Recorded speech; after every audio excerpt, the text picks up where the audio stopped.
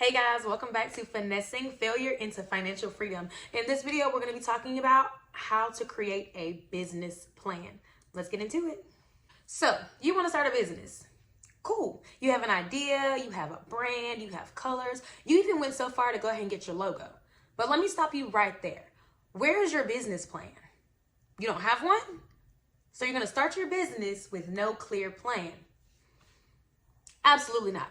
In 2023, we are not starting our businesses without a clear, concise plan of what we're going to be doing, a roadmap on how long it's going to take us to get there, or our overall goals. So pause this video right here. There's a template you can download to follow along with this video to create your business plan.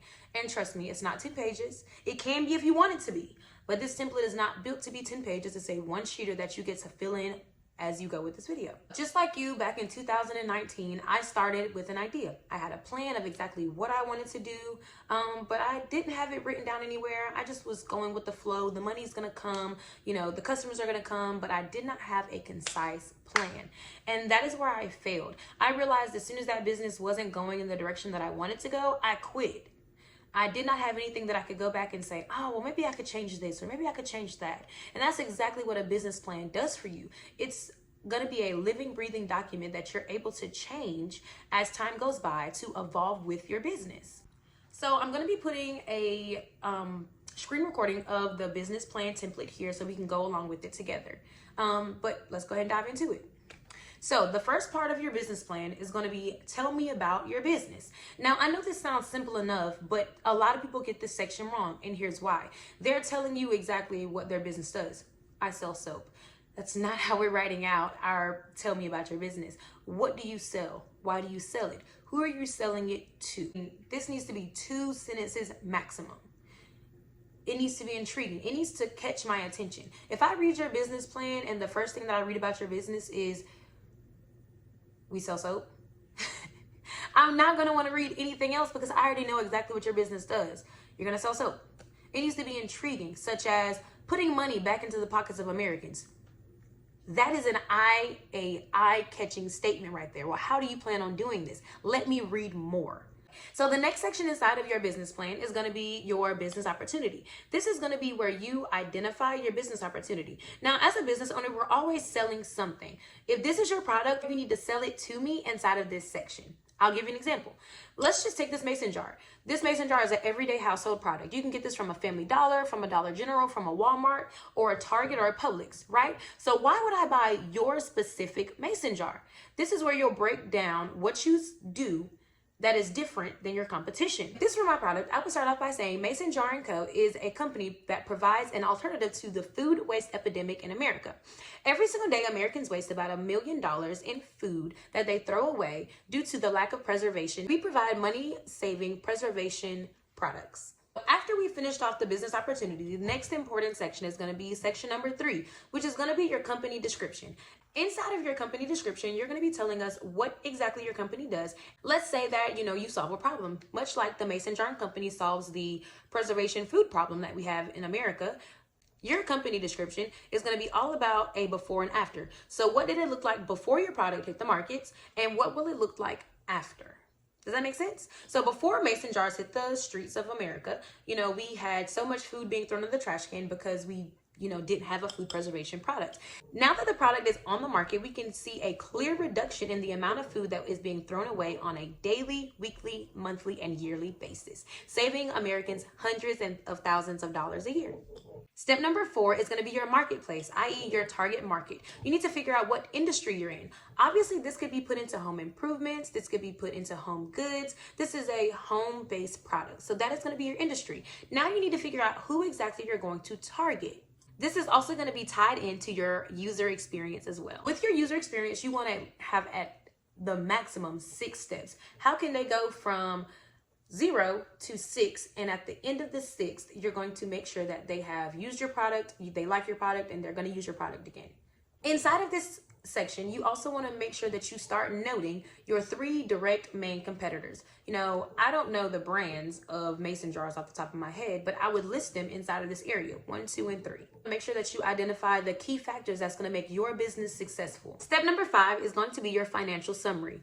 This is the part that everybody skips over. They completely skip over it. They don't think it's important, but I'm here to tell you right now, you need to understand your financial summary, okay? Inside of your financial summary, you're gonna wanna give the breakdown of your income, your revenue, and your outgoing spending.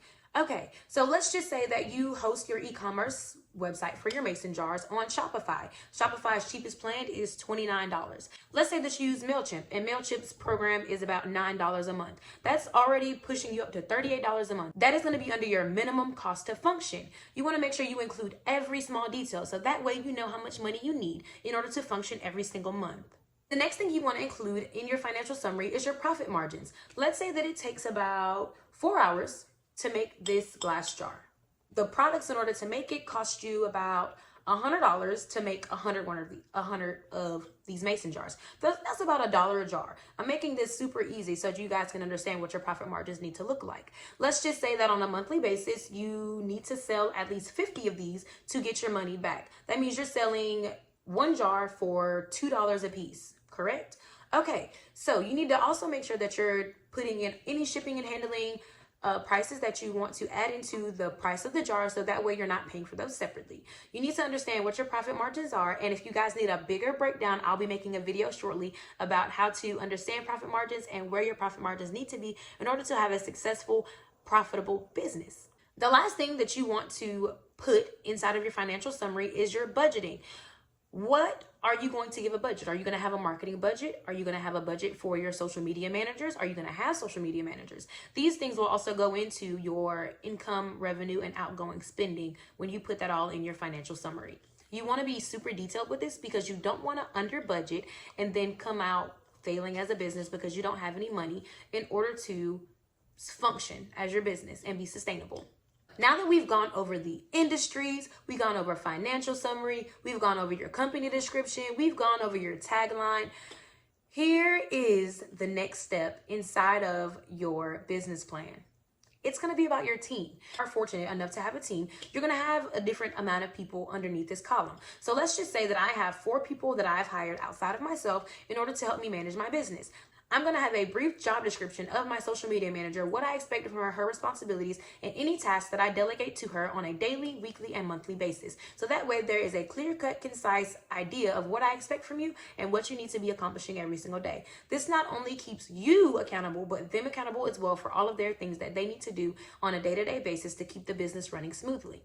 This will also help when you are looking to outsource. You can always just forward over a certain amount of tasks that you expect them to get done, and that can always be put inside of their contract. You need to start somewhere, and this is the perfect place. So let's say that Mason Jarring & Co. has a social media manager, has a head of marketing, and also has a website developer. I would put Jaquan Gray, social media manager. She's in charge of, and then bullet list the things that she's in charge of. The next person I will put on the list is going to be Ariana Stevens. Ariana Stevens is our website developer. She is in charge of, and then list the things that she's in charge of inside of her job duties. Now, if anything that you are tasking these people out to do that are not within their job title, add another job title in, so that way one day you might want to go ahead and add another person on to take that one job title away from one of your other employees. I believe we're on number 7. I could be wrong, but I'm pretty sure this is number 7. Your marketing strategy also is called your roadmap. So your roadmap is super important for 2 reasons. The first reason is so that you know where your end destination or your end goal is. The second reason is so that you can keep tabs on exactly where you want to go and what mile markers or achievements that you plan to achieve on the road to where you are destined to go. All right. So anytime you take a trip, let's just say you are from North Carolina and you're driving all the way over to California. Well, you're going to get several different road signs and mile markers telling you exactly where you are and how many miles until your end destination, right? This is exactly or essentially what your roadmap is going to be. Your roadmap is going to tell you exactly what accomplishments you have to hit before you reach your end goal. A lot of the questions that are asked inside of this is, what is your company's overall goal?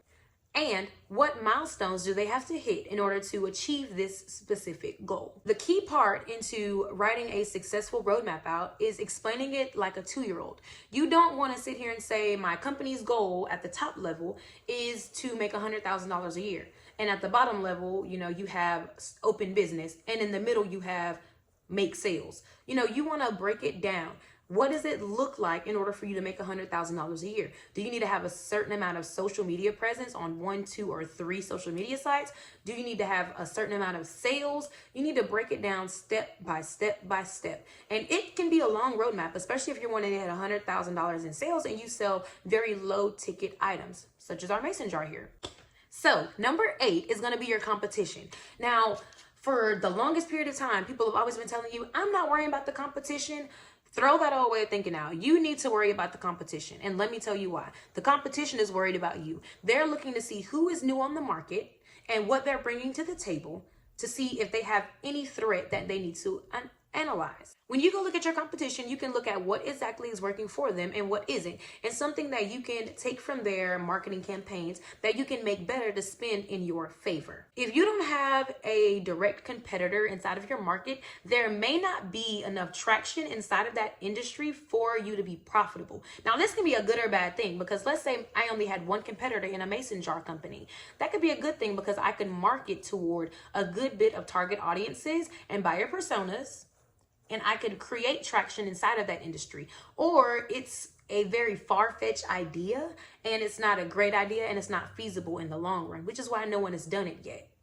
But most businesses have some sort of competition within their industry, whether it be big, small, or in between. You just have to go out and actually do your market research. Now, the most important part about finding your competition is you don't want to just look at one business and say, that's all I'm going to do today. No, you need to list out at least 4 to 6 competitors and I say direct competitors, like this is their main product they sell, right? This is the main product they sell. If you sell fashion clothing, you are specializing in women's jeans, Fashion Nova needs to be on the top of your list, but they don't need to be the only business on your list. Once you find 4 to 6 of your competitors, you need to tell us exactly what is different about your business. You need to tell us why it hasn't been done yet, because this is going to be important when it comes down to your marketing plan and your marketing strategies.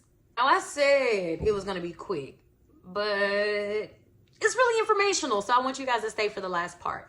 And the last part is going to be more about funding. Now, you can have funding from grants. You could have saved up a good bit of money to start your business. You could have, funding from friends, family who believe in your business, or you can actually have business funding through other people who are investing inside of your business. Now, this is going to be super important because not only are you getting money in, you need to figure out where the money is going to go in order for your business to be sustainable. And you need to figure out what your costs are going to be on a yearly and monthly basis. And then tally all that up and see what you need in order for your business to be functional for 1 year if you had 0 sales. We just went over a lot of information, and I hope you guys had a pen and paper out, or you went and downloaded that nice template that I made for you guys and you followed along with this video to pretty much build your own brand. But if you didn't, this video is always going to be up here, so you can rewind it as much as you want. If you found this video helpful, please make sure that you like, comment, and subscribe to the channel, because I'll be giving out a lot more free resources for you to start your business. But not only that, I'll be giving out a lot more valuable content for you guys as far as starting your business out as well. Now, the next thing you need to do when you plan on starting your business is figure out your marketing plan. And when I first started, I didn't have a marketing plan, and I do not want you guys to start that way. So what I'm going to do is create a video that you guys can watch next after this one. And it's going to be showing you guys or breaking down how to create your marketing plan. And then after that, I'm going to do a step-by-step tutorial on how to create a marketing plan.